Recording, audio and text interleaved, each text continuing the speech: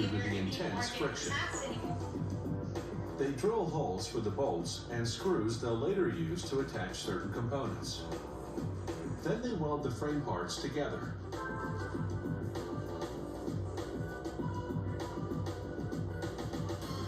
They run electrical wires through the frame, lining the holes with rubber grommets to keep the wires from rubbing on the sharp metal edge. Next, they install metal brackets to hold the water and septic tanks in place underneath the trailer. Then they torque the wheels to the axle.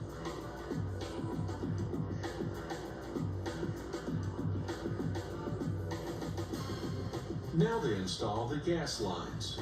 The stove, the fridge, and the heating system all run on propane. Next come the water and septic tanks, made of polyethylene, a heavy-duty plastic. They cut a hole in each tank and screw on a fitting.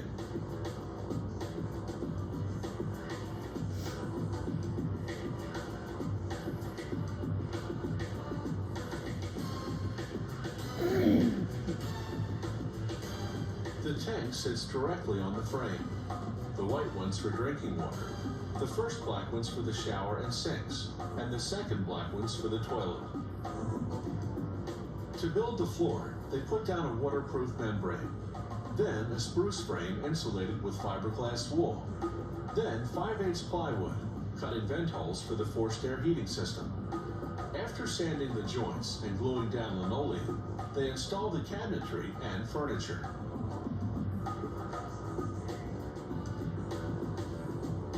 The plumbing fixtures come next.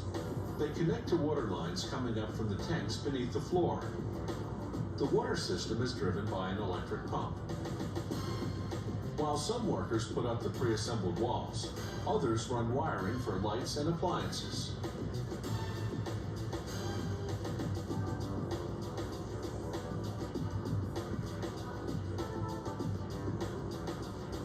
The inside wall surface is vinyl paneling. Drywall would be far too heavy for an RV. The paneling's mounted on a pine structure insulated with fiberglass wool.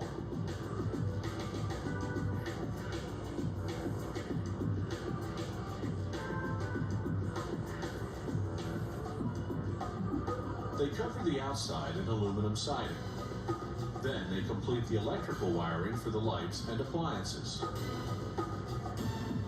Now it's time to install the roof.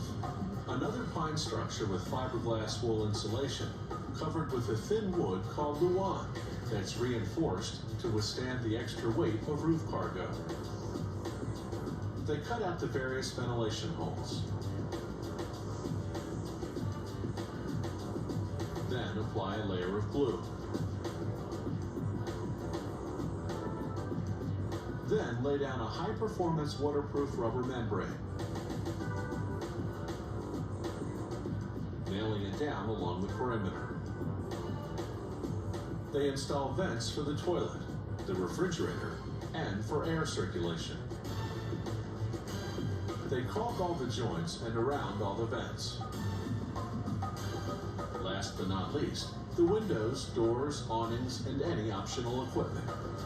Workers check the water, gas, and electrical systems, then do what's called a seal test. A special machine applies air pressure from the inside out. Wherever water bubbles, there's a leak to be repaired.